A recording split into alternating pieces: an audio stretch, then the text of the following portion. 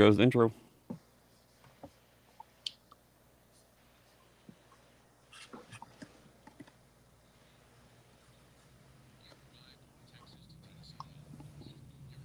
That's not.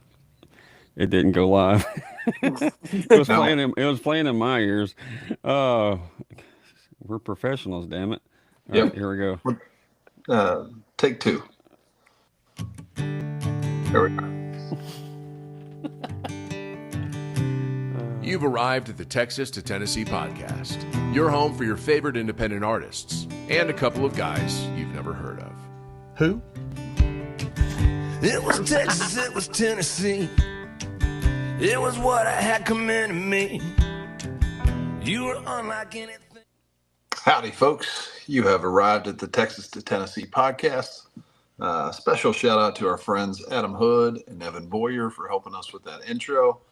Sometimes I just loop it and just let it play because I know how much we enjoy it. So, Soul Gravy, how are you tonight? Man, I'm doing really good. How are you? Well, I'm doing well. Got a little chilly here all of a sudden.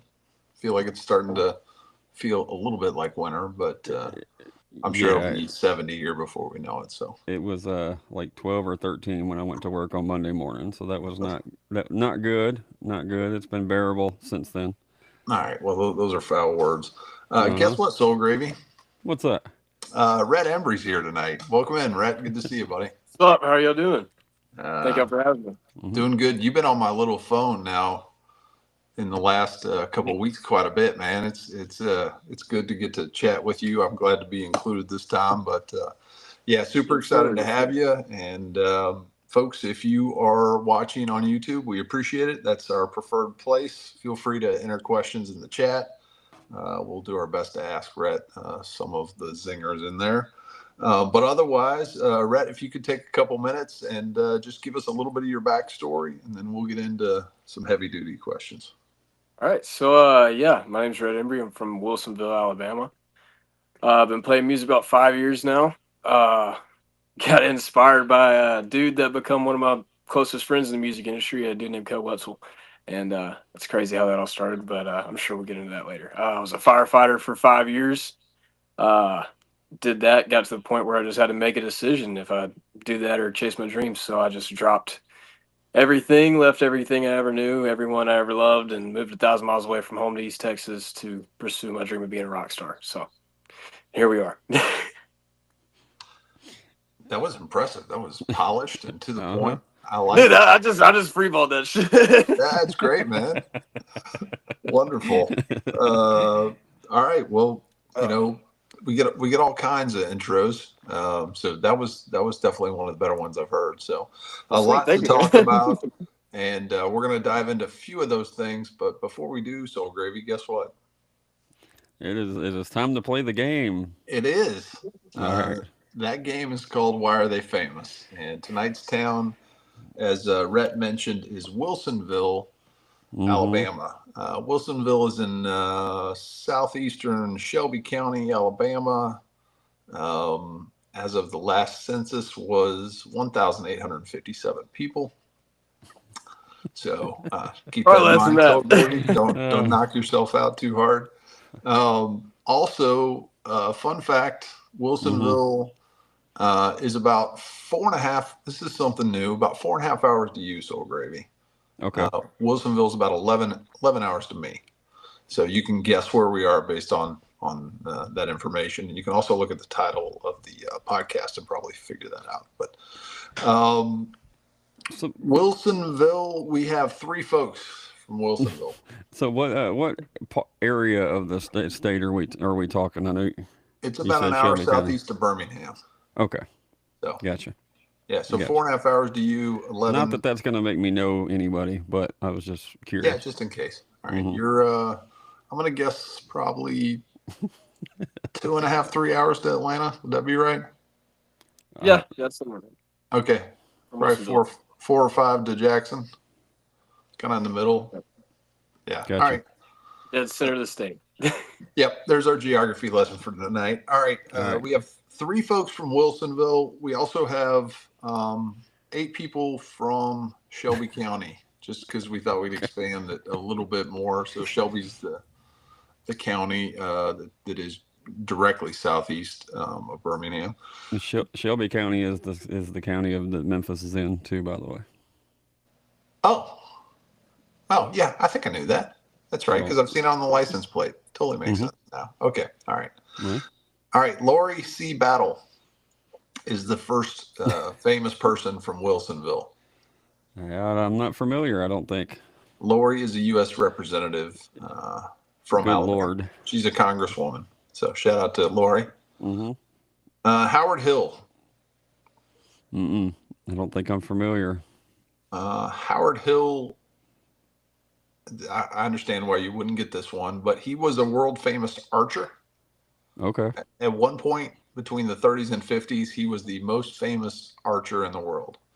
So shout out to archery. We don't spend a lot of time talking about archery. I feel like we should. So I should have listened to my grandpa more.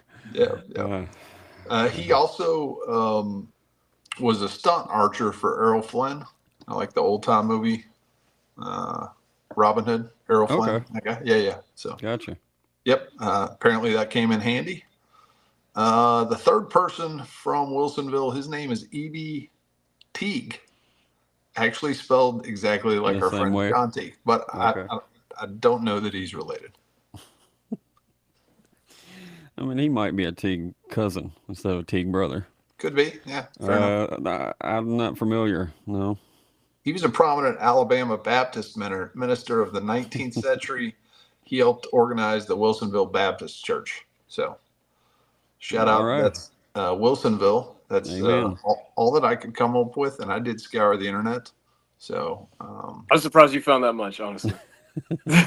Well, it took a little effort, but it's always enjoyable. I have 8 other folks from Shelby County.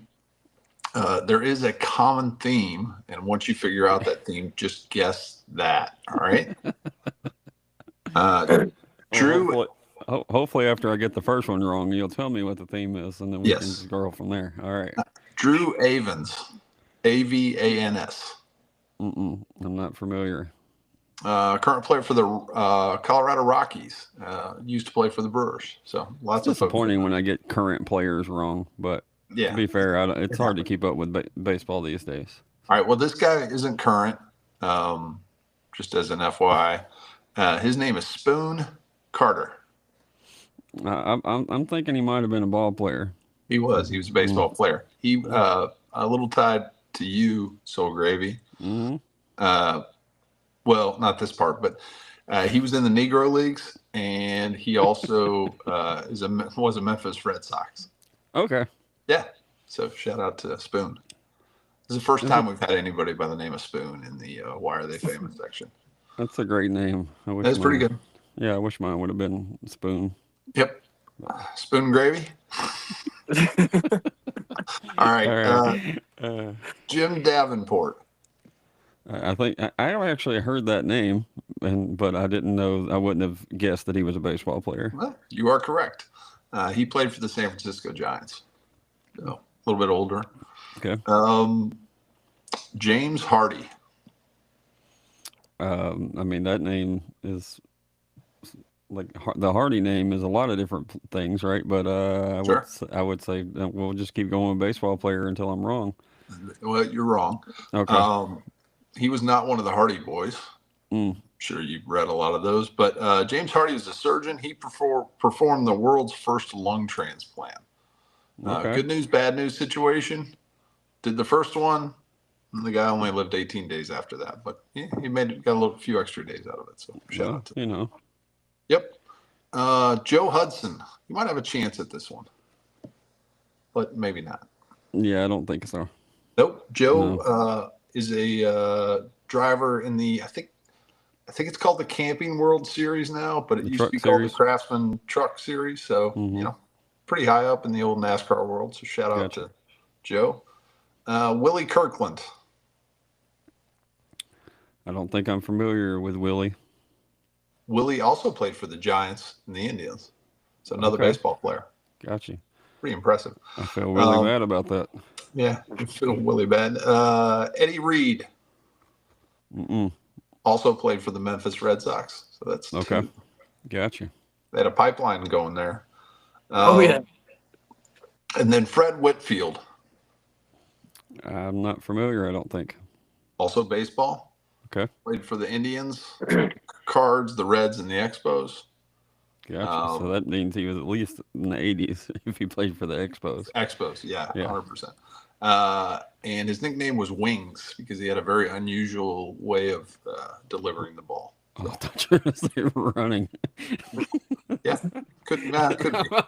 I'm picturing like his arms flailing as he's running the bases, but good news, Soul Gravy. You got 3 out of 11. That's good. Considering Yeah. What we were working with, that's pretty good. Okay. So, shout out to you. All right, Rhett. Thanks for bearing with our shenanigans there. Yes, sir. I learned a lot. I didn't know any of that. So. Okay. Well, yeah, a lot taught of me some history on my own hometown. So perfect. All right. Well, this next question is equally odd, but it kind of helps me and Soul Gravy figure out where you sit musically. So I'm going to give you a pie. It's a musical pie. Not that exciting. All right. But we divide the pie into 4 sections. Those 4 sections include songwriting, recording, performing, and then the 4th piece of the pie is everything that doesn't fit into, that's not one of those 3 things.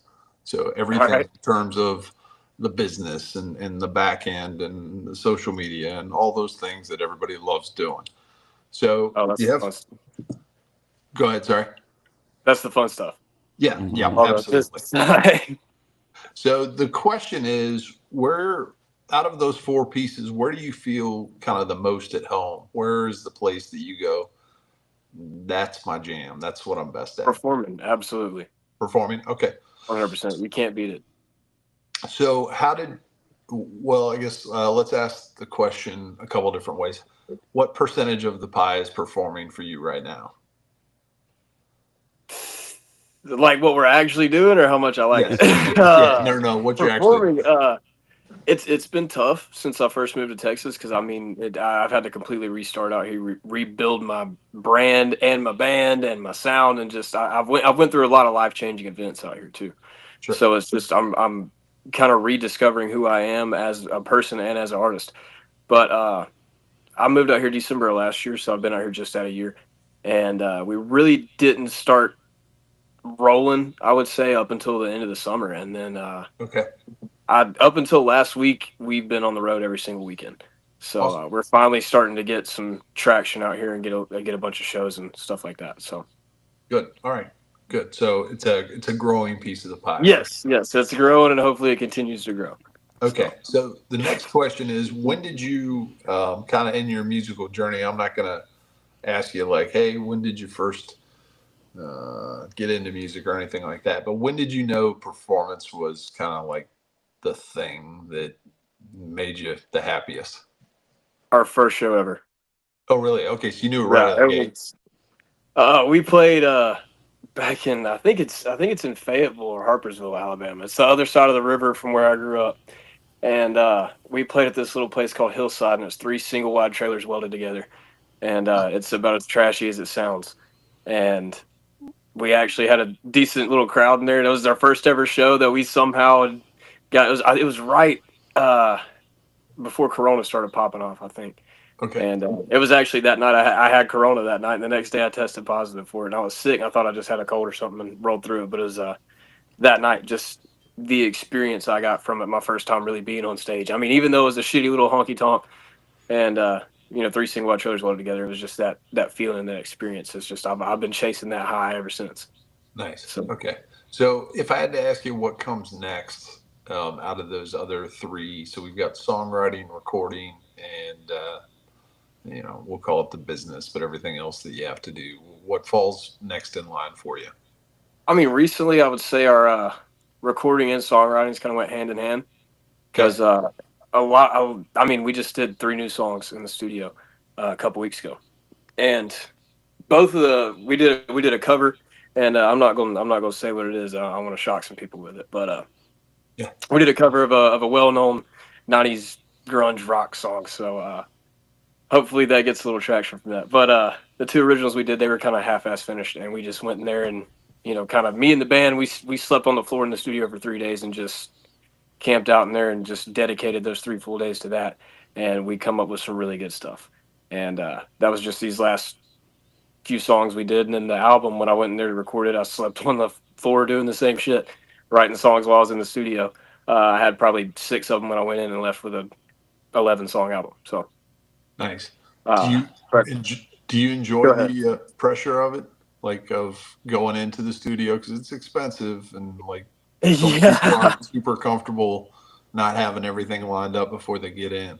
I mean, I really trust the guys that we work with.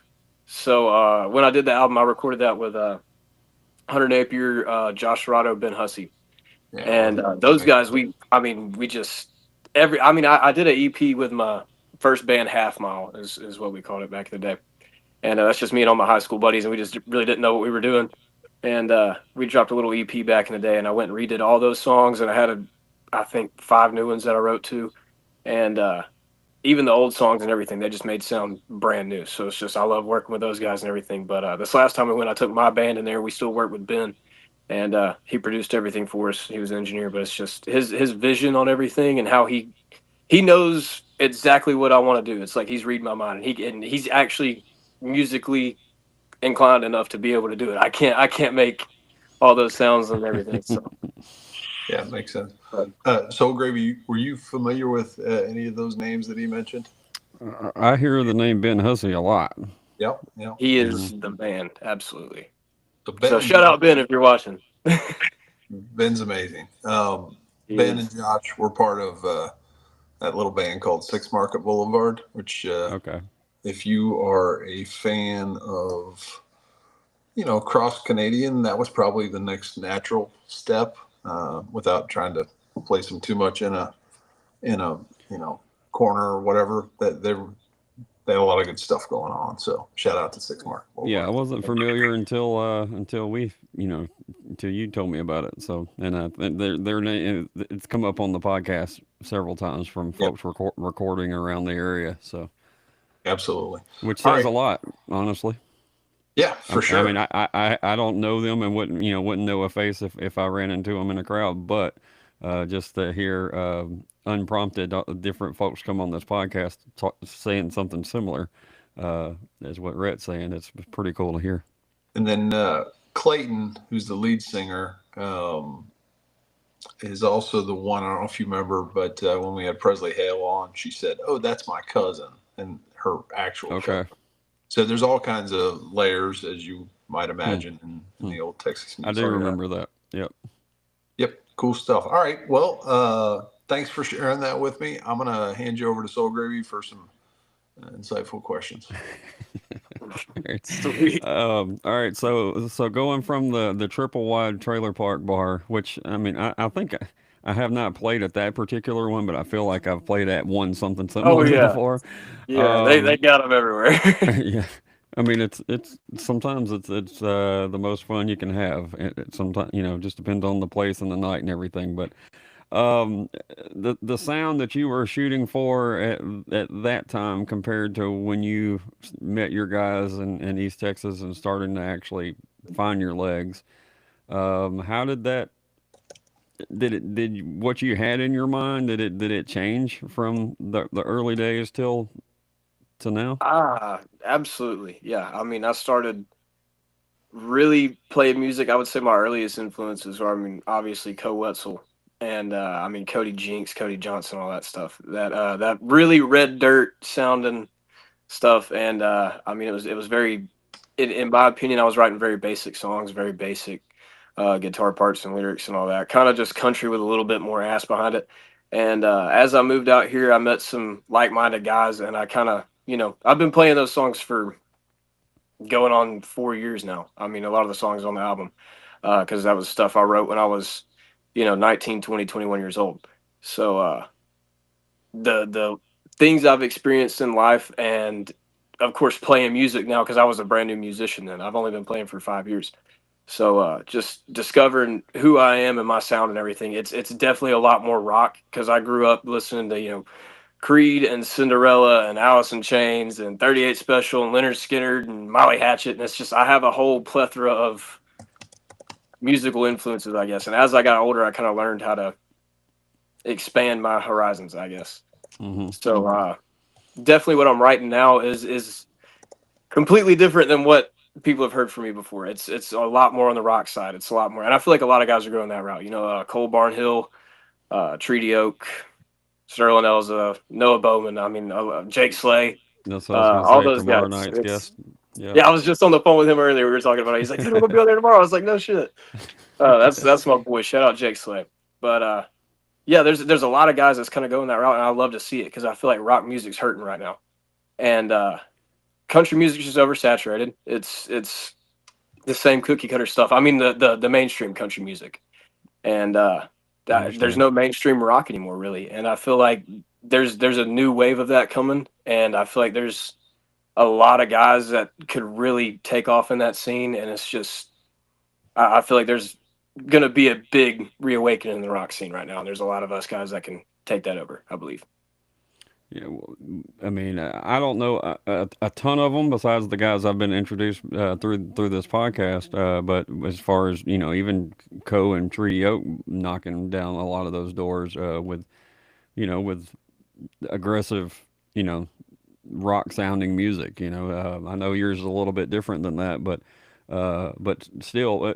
So when you compared to when you first started trying to get that sound till today, that sound has gotten more traction. Has it been? Oh yeah, absolutely. Has Absolutely. it been?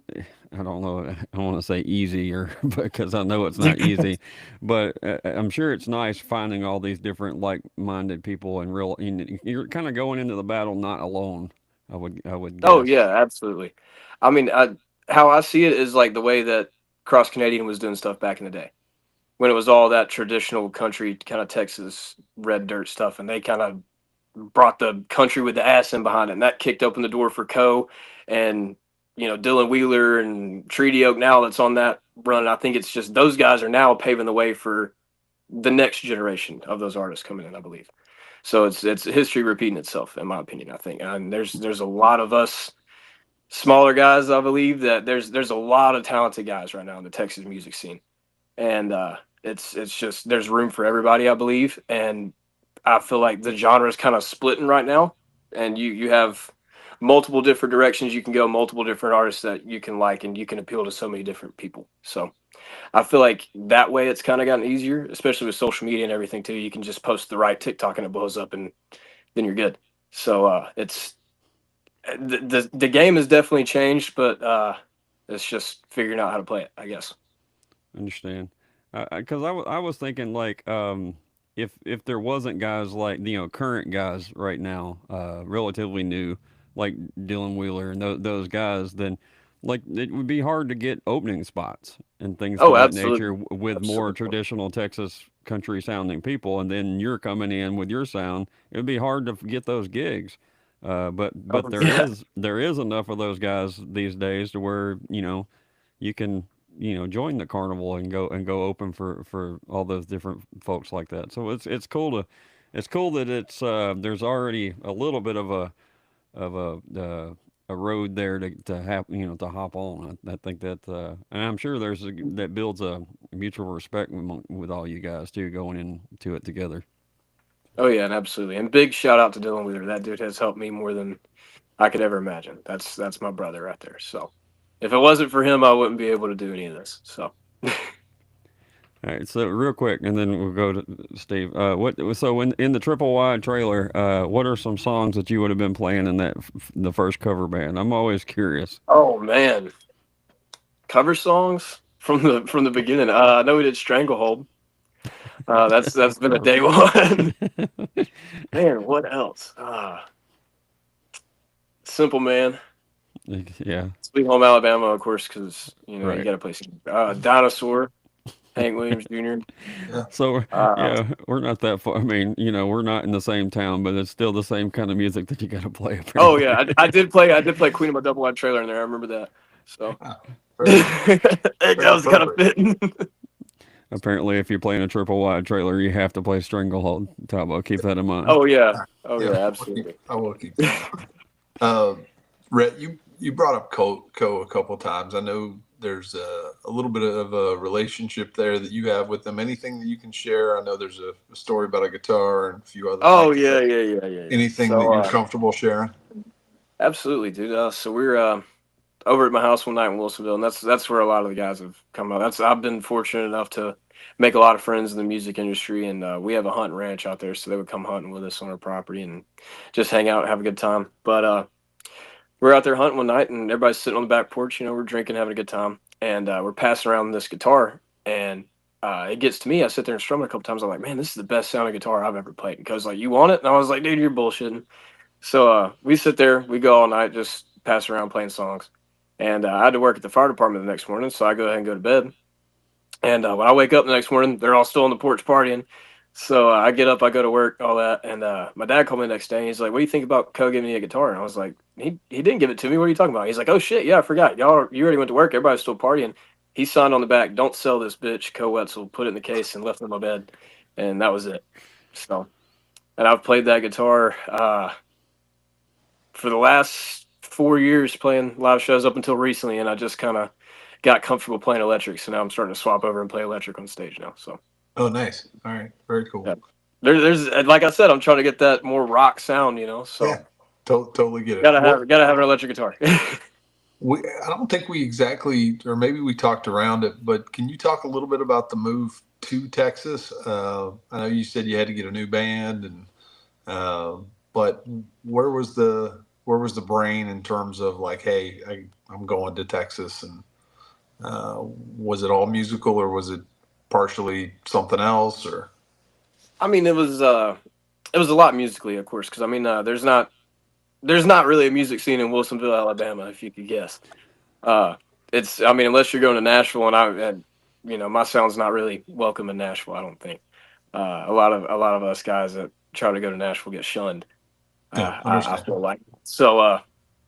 Anyways, it's just and everybody I knew was in Texas, and I've been told for years, come to Texas. So it's just I got to the point. I was sitting at the fire department one day, and I was talking about how I was going to move, and everybody's like, "Man, you've been saying that for a year. You ain't going nowhere." And literally halfway through my shift, I was like, "Hey, this is it. This is my last shift. I'm done. I ain't coming back." And 2 weeks later, I moved out here.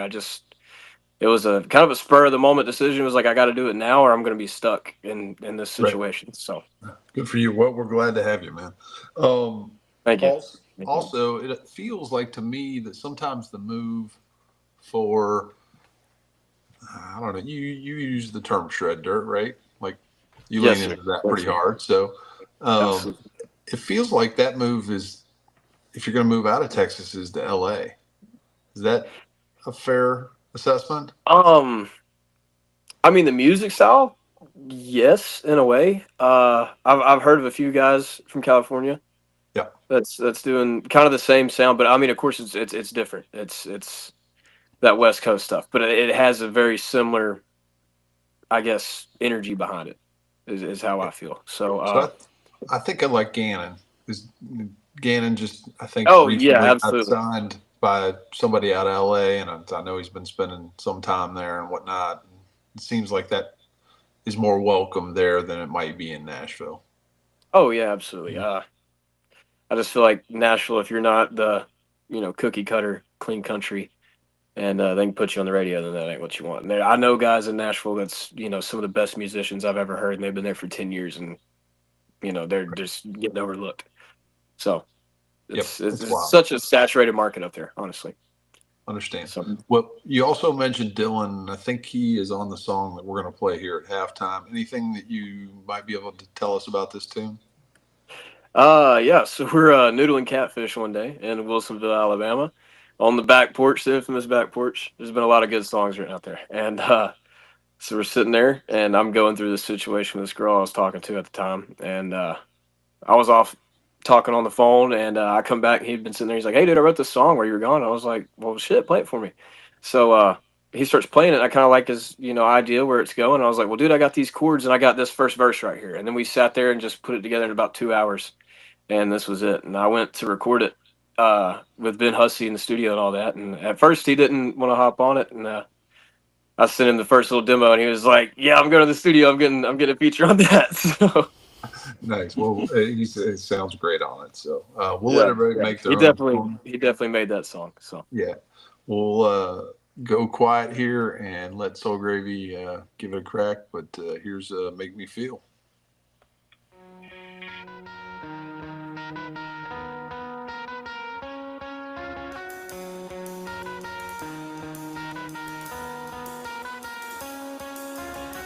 You don't want me, I'm a throwaway. Wanna be rock star, baby, I'm a renegade. I'm my own man, I gotta be free. Say you were different, but you never tried to show me. Well, I hate the way that you make me feel. Dying slowly inside, looking for something real. Fuck how you make me feel.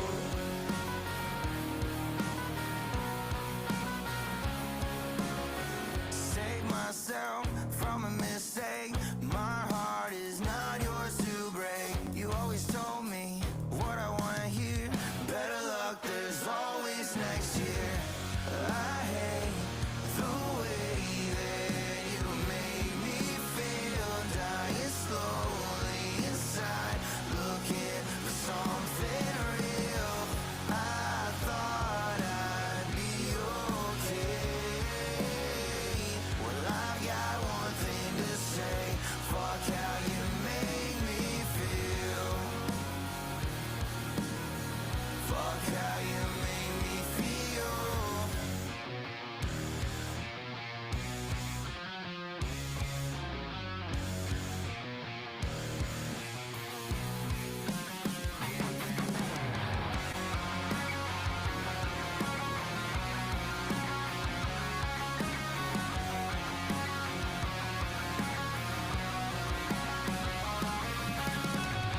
Well, I hate the way that you make me feel.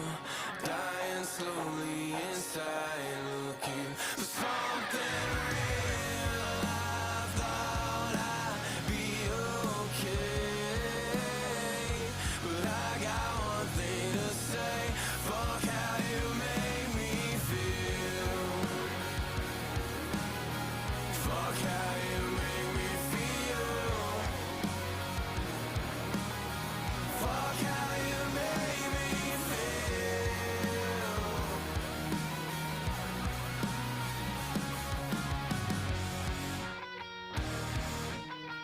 Fuck how you make me feel. Alrighty, there you go, folks. Hope you enjoyed it. I've heard it a bunch of times now, but I enjoyed it this time too. I keep every time I appreciate you listen to listening. that, I keep trying the little guitar part on the intro. It reminds me of something, and I keep thinking like Sum 41 or something from that time period, but I can't. I still can't. I've been thinking about it all day, and I still can't think of what it is. The tone and the Anyway, cadence for sure it takes me reminds back me Yeah, to just that's a few years. exactly what we were shooting for. Some okay, Yeah. cool. something that Well, you style. nailed it. Well, thank you. I was gonna point out to the folks on the YouTube and wherever you watch these things. If you're in the chat, if you got any questions, anytime for any artist, please, please let us know. That's one of the cool things about.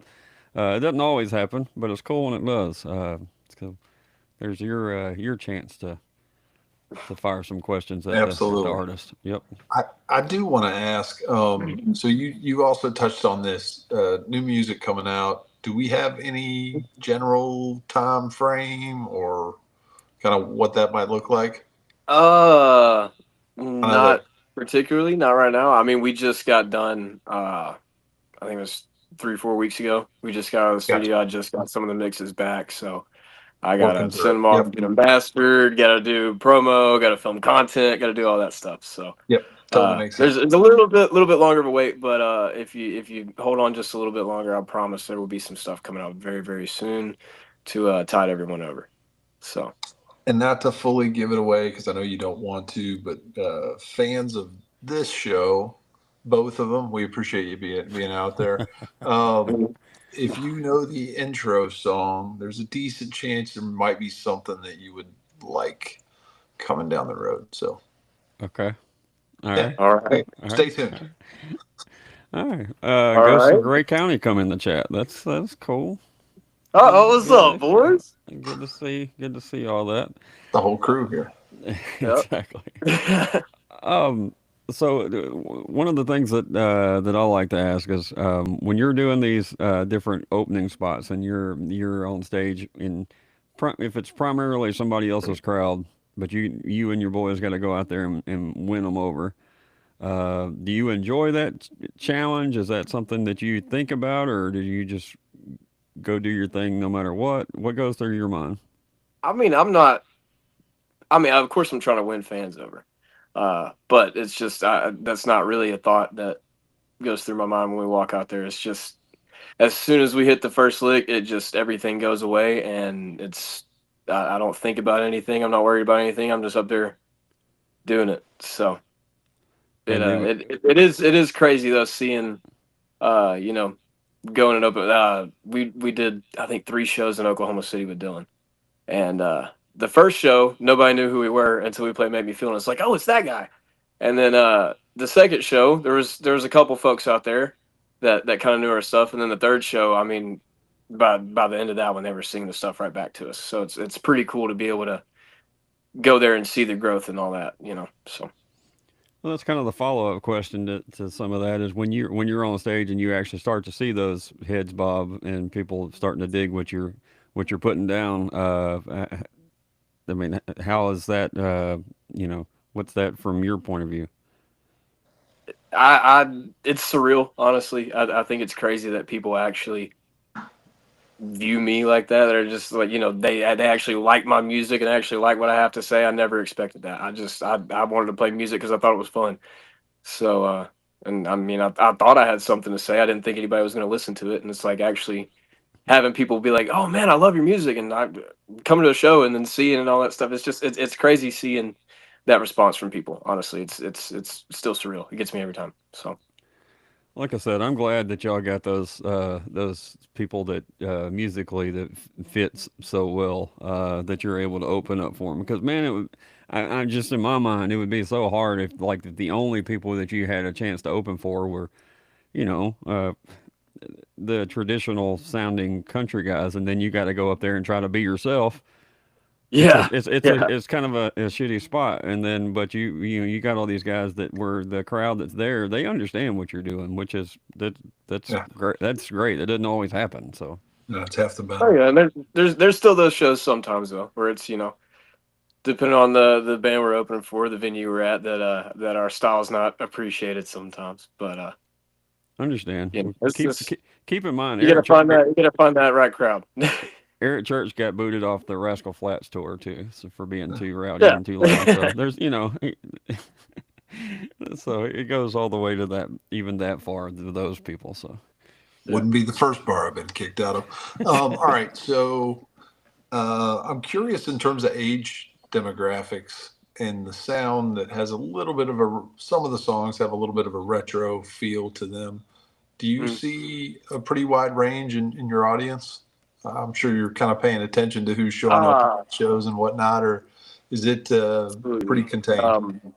I would say, because my goal is I want to hit everybody in every demographic. I want to make music that everybody can relate to, because if you can do that, then you get everybody. But I would say our fan base ranges from old cowboys to frat boys.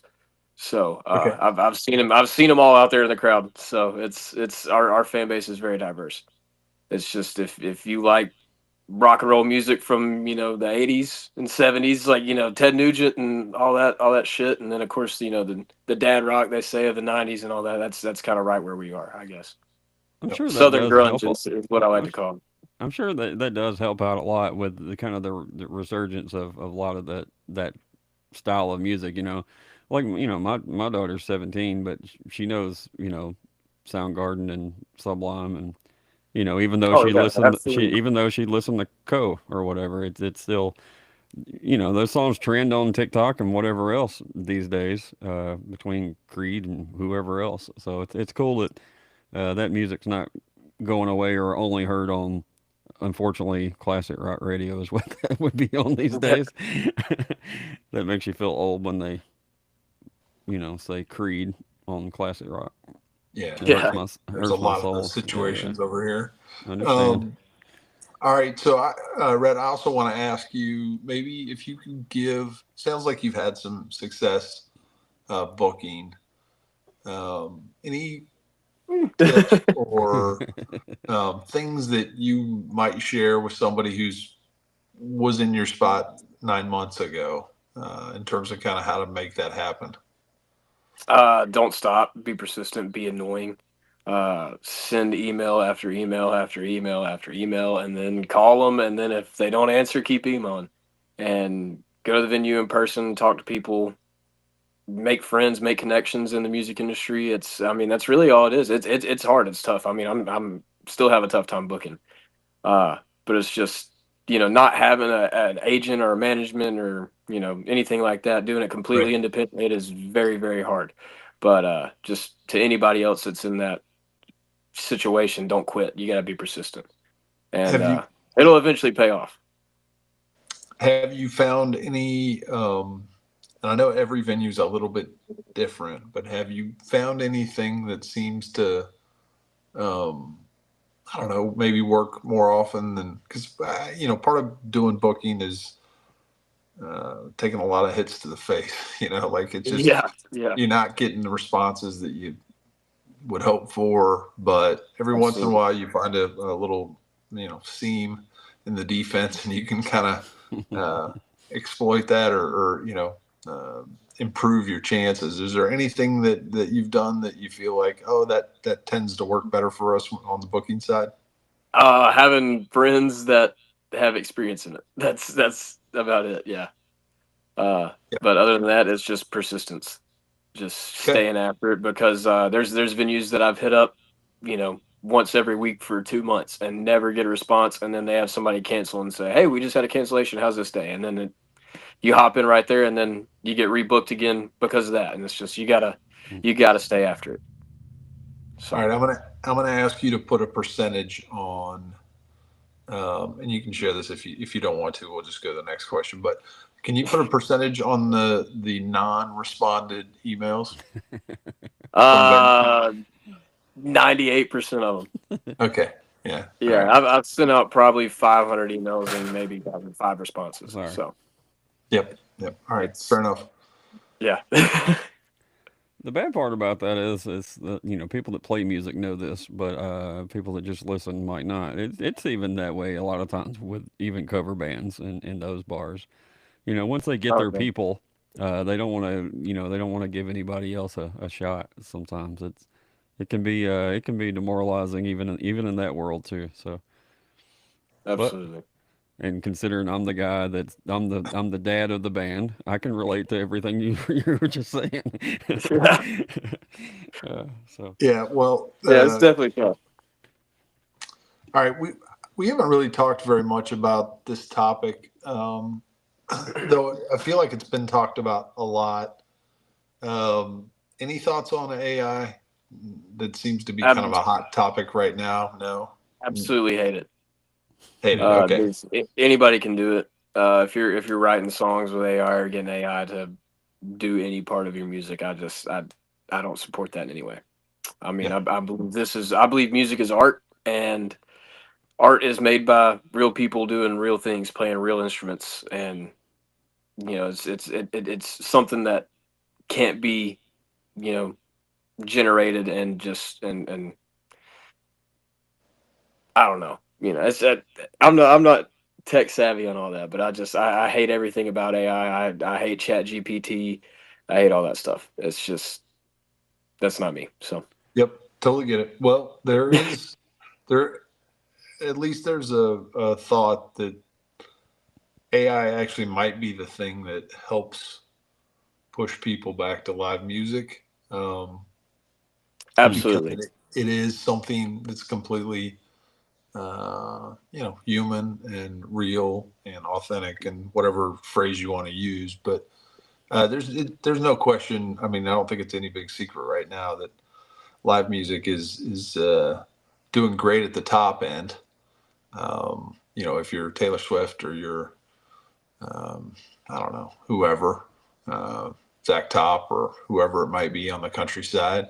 But it's been a little bit of a bumpy ride for the last little bit, and there's a thought out there that some of this, overproduced, overcompressed stuff that just has an insane amount of melodyne on it is going to push people to want to hear true musicians that build something from the ground up. So we'll keep our fingers crossed that that's. I feel like if any of these, if anybody that hasn't been to shows would just go to a show, they'll understand and they'll be hooked, because like, I mean, I know a ton of people that they enjoy the music that they know and they don't want to learn any more. Like, Sure. those 50 songs are enough to satisfy whatever, but then there's also, there's a ton of other people though that I really do believe if they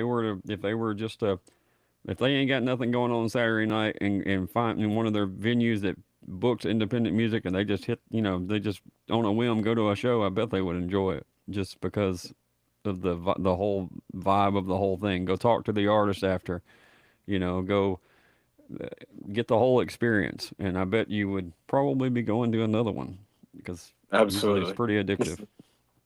I would make the argument, Soul Gravy, that there are a few things more fun than finding a little bit of an underdog and enjoying the ride with them as they progress to whatever level that is. Like, there are certain bands that I absolutely love that I probably can't afford to go see anymore. And I'm pretty cool with that.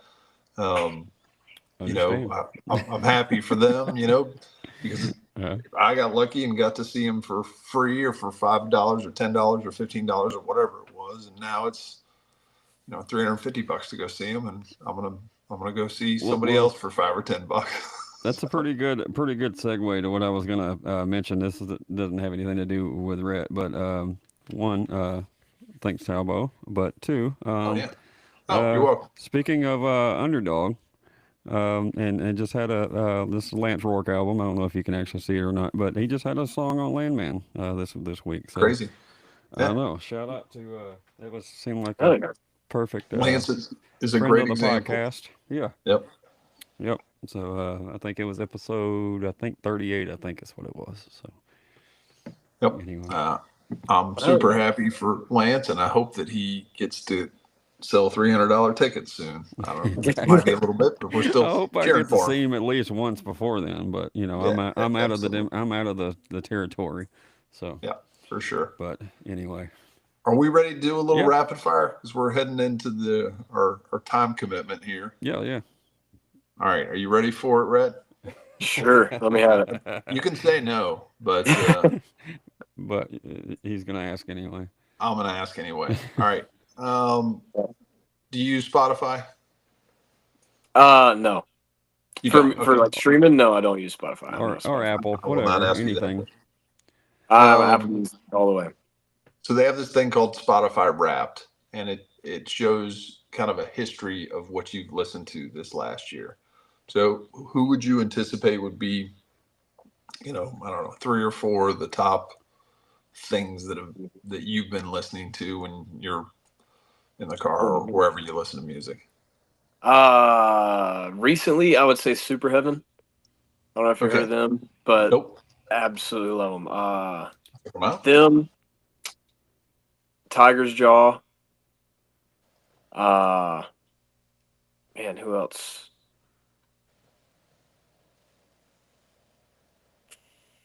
Suicidal Tendencies. I've been listening a lot lately.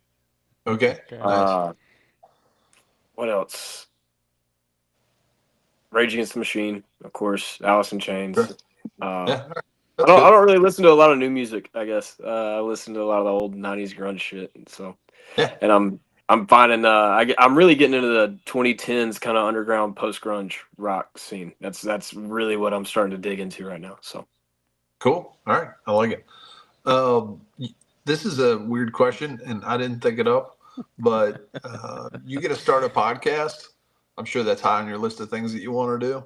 Absolutely. But in this hypothetical scenario, you get to choose your first musical guest. Who is it going to be?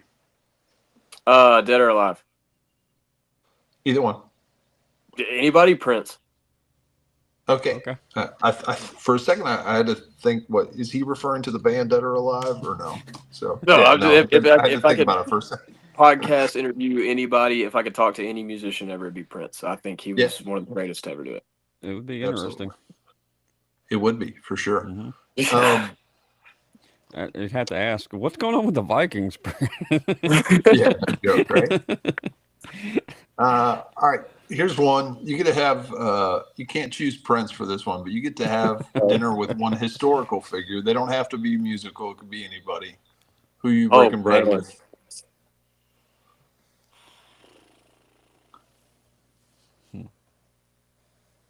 Dude, you got me on that one. Well, it is tough because Yeah, I got a deep dive on that one.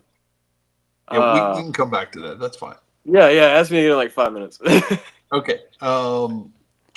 Curious what you see when you play. So you're up getting after it. I want to know what's going on behind the eyes, or are you one of those folks that kind of seeing everything that's going on? Are you focusing in on one person, or?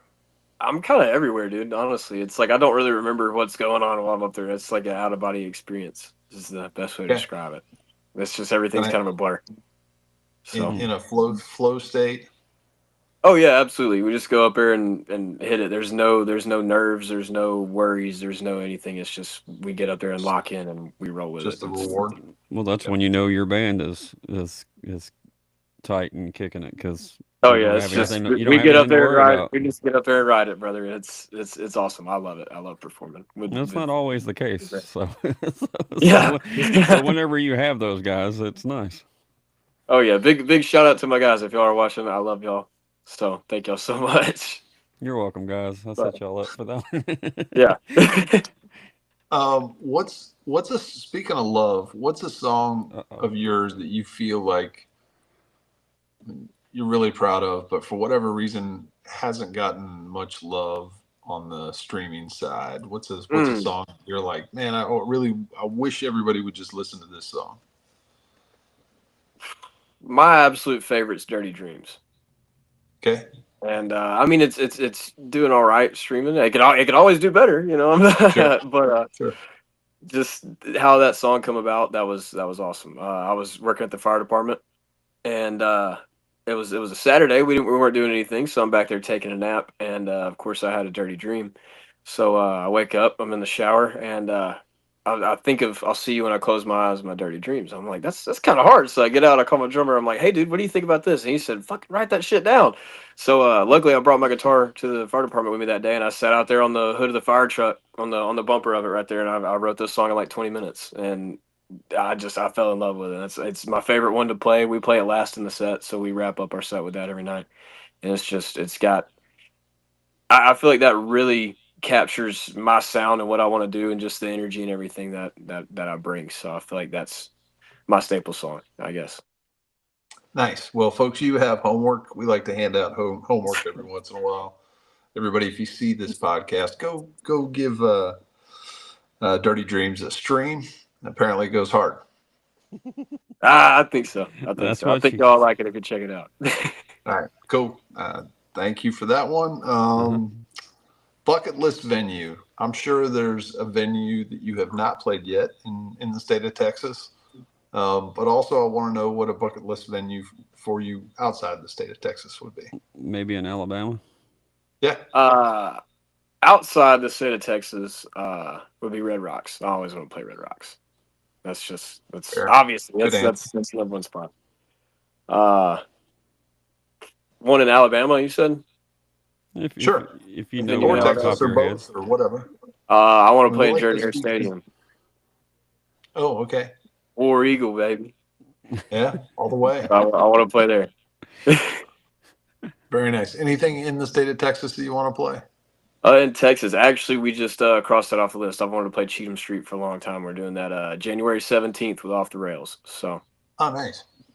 Shout out to Off the Rails. We'll shout out Off the Rails. Yeah. So thank y'all boys for that one. So if y'all ain't doing anything January 17th in San Marcos, Texas, come check us out.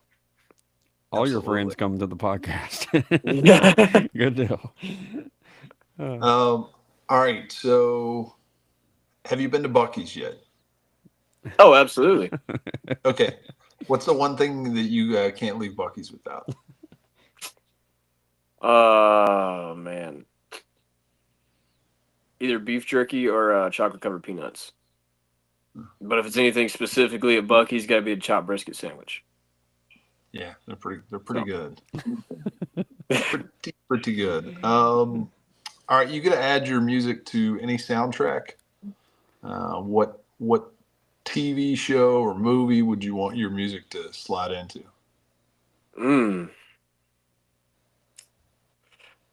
I mean, I feel like Landman's pretty popular right now. So, I mean, of course, I'd like to get a song on there, but I don't think that style would fit the show, really. I haven't really watched Depends it yet. on the so, scene, right? I really need to get into it, but I've maybe watched like 2 episodes of it. Yeah, me the same. But I really don't have any particular thing. It's just, I think if it got put in a TV show or a movie or something like that, I wouldn't care. I just think it would be cool that they wanted to use it. So. If I say sad song, what's the first song that comes to mind for you? Doesn't have to be yours, but it can be if you want. Powerball by Co. That's kind of sad. Yeah. I feel like that gets Good it. answer. Dude, Keith Whitley. If I want to cry, I'll turn on some Keith Whitley. Yeah, that'll work. So yeah, but I don't really like sad songs. I try to stay happy and positive. So Okay. All right, that sounds good. I'm going to ask one more. I want to know what the first concert that you attended was, and then what's the first concert that you paid your own money to go see? Oh man, I don't know. I remember being like really, really little, and I think it was Kenny Chesney. But Okay. the first one I can actually like remember and like every little detail of it, I was probably like 10 years old when we saw Garth Brooks. So that was pretty cool. But the last one I paid money to see, man, I don't know. I honestly can't remember. It was a while ago. Yeah, fair enough. Well, hopefully your friends list you every once in a while. And let you Oh yeah. Oh yeah. All right, folks, that's the end of Rapid Fire. We are very excited to have Rhett on tonight, but make sure if you can go give him a follow wherever you steal music. It would be appreciated. Those numbers help with booking. It just helps all the way around and all kinds of things. So that's your other piece of homework. Dirty Dreams, and go give Rhett Embry a follow. I just forgot the last concert I paid money to see was Gary Allen. Oh, Okay. all right. It was like a month ago at Billy Bob's. I forgot about that. Nice. Sure was So, great. and that was one of the greatest shows I've ever seen. He puts on a hell of a show. He's a heck of a picker, too. Yes. Seen a handful of Gary Allen shows. He's always consistent and has way more songs than people. I don't know. He's one of my favorite as far as like radio country guys. He's one of my favorites, and He been passes. doing it for a long time. Sure. It's like I think he's in the Nashville area now, but I think he's always kind of avoided that situation, award shows and all those things. So it's all right. So go ahead. No, I was just going to say we're set up. I feel like we're set up for success on this one, on the last question. So we'll see how it goes. But I'm Since there rooting was a for triple wide trailer involved, this I question think there's is a decent chance he's no gonna have doubt a about good it. Yeah, this is a shoe in, the easiest question all night. So, all right. So this question was started off as a joke on episode 1, and now it is a requirement. So we need to know, what is your favorite Little Debbie snack? Ooh. Man, probably oatmeal cream pie. We were in a drought. We needed that. I appreciate That's that. right. This There you Christmas go. treat season's been dominating the final anthem. So shout out to Hey, I oatmeal cream pie. like them. I like them during Christmas time and all that. But Yeah. that's the OG.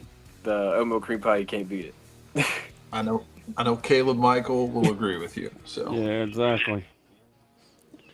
I figured I would take us out with Dirty Dreams. Yeah, let's do Oh, it. hell yeah. I mean, we're gonna get shut down, but what the heck? All right, Rhett. Thanks for coming on the podcast. Yes, sir. Thank y'all for having me. I'll take care. Yeah, appreciate it, man. Here we go.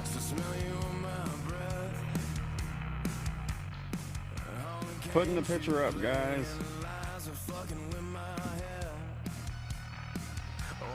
Trying to run now.